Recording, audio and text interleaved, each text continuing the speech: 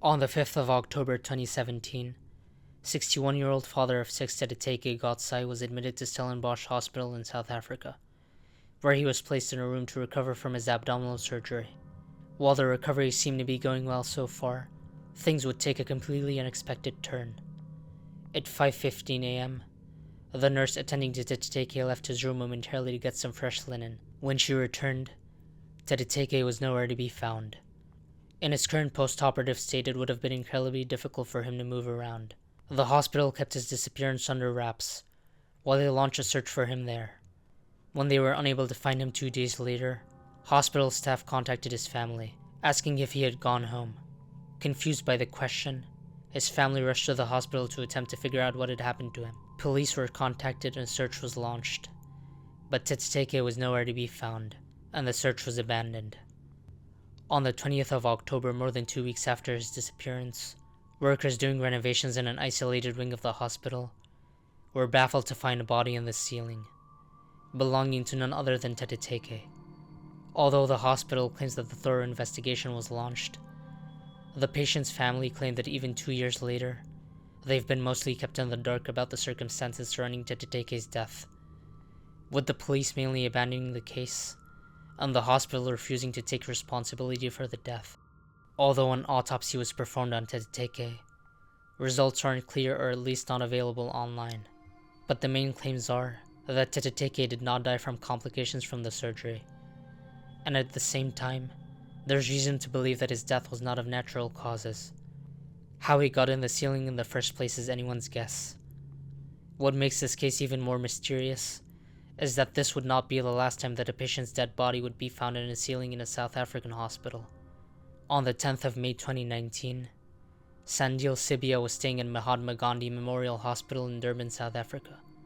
Sibia was suffering from a broken femur and was set to be transferred to an orthopedic doctor in a nearby hospital. Days later, Sibia seemingly disappeared into thin air. Hospital security launched a hospital-wide search, but Sibia was nowhere to be found, so a missing persons report was filed with the police. Later on, staff stumbled upon a hospital closet from which a terrible stench emanated. Upon entering the closet, they found a mysterious fluid dripping from the ceiling. Sibia's body was discovered in the ceiling of the hospital storeroom, where it had been decomposing for some time.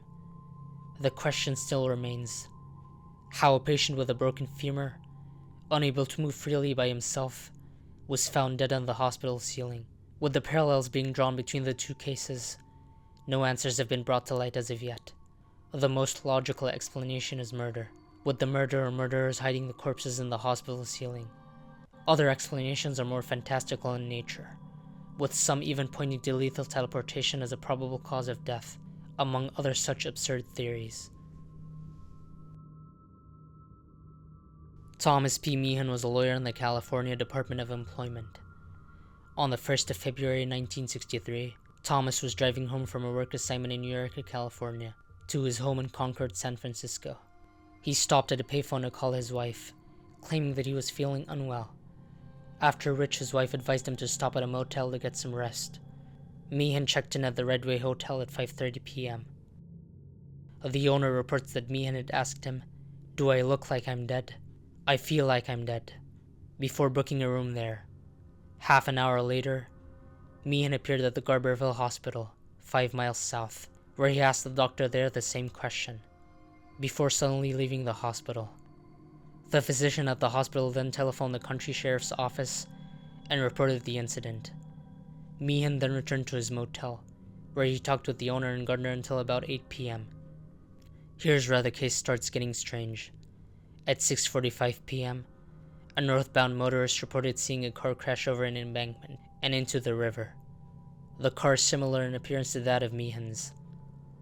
Highway Patrol failed to find anything in the area at the time. 4 hours later, though, at the exact same spot, Meehan's shattered car was found in the river. However, Meehan was not in the car. Several bloody footprints led up to the embankment before suddenly disappearing midway. It wasn't until 3 weeks later that Meehan's body was found 6 miles downstream. Meehan appeared to have drowned in the flooded river. What's even stranger is that several people reported seeing Meehan around the area after his supposed death. So what's the explanation? A man died in a car crash but was seen at a motel at the same time, while several people reported seeing him after his alleged death. This is leaving out the comment Meehan made, "I feel dead." Was Meehan a dead man walking? A ghost who wasn't convinced of his death after the crash? Or was there another more probable explanation? According to Meehan's wife, she believes that Meehan might have been drugged by Paul Herbert, his co-worker, who had traveled with him at the time. Herbert could have slipped Meehan LSD, whether knowingly or unknowingly, which would explain much of the strange ramblings of Meehan preceding his death.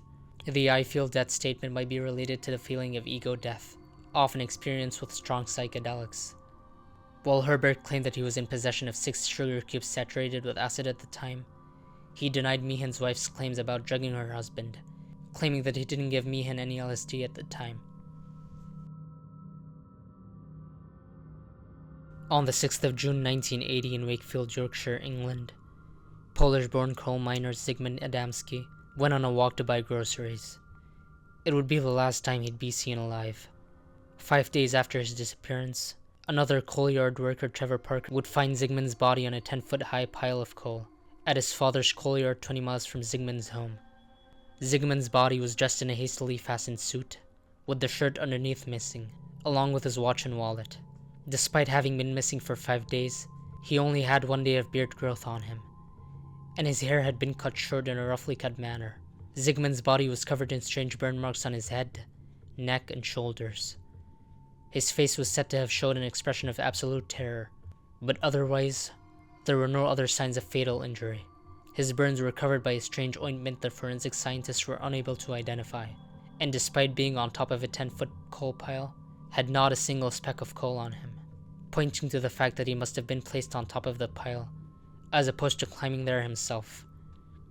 An autopsy was inconclusive, and the coroner recorded an open verdict of death by heart attack, since no other causes could be verified.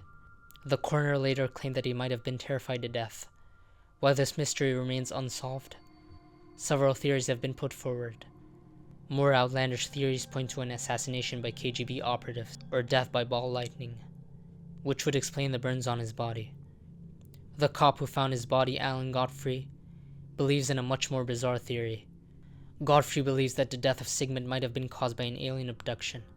5 months after Zygmunt's death, Godfrey claims that he had seen a UFO less than a mile away from the coal yard where his body was found. Godfrey claims that Zygmunt might have been abducted and experimented on, which might have scared him to death, after which he was lowered back down to earth, on top of the coal pile. There's also the much more probable explanation of accidental murder, since it's said that Zygmunt was in a feud with family members at the time. He might have been abducted by them and tortured, which might have caused him to die of a heart attack and left on top of the coal pile.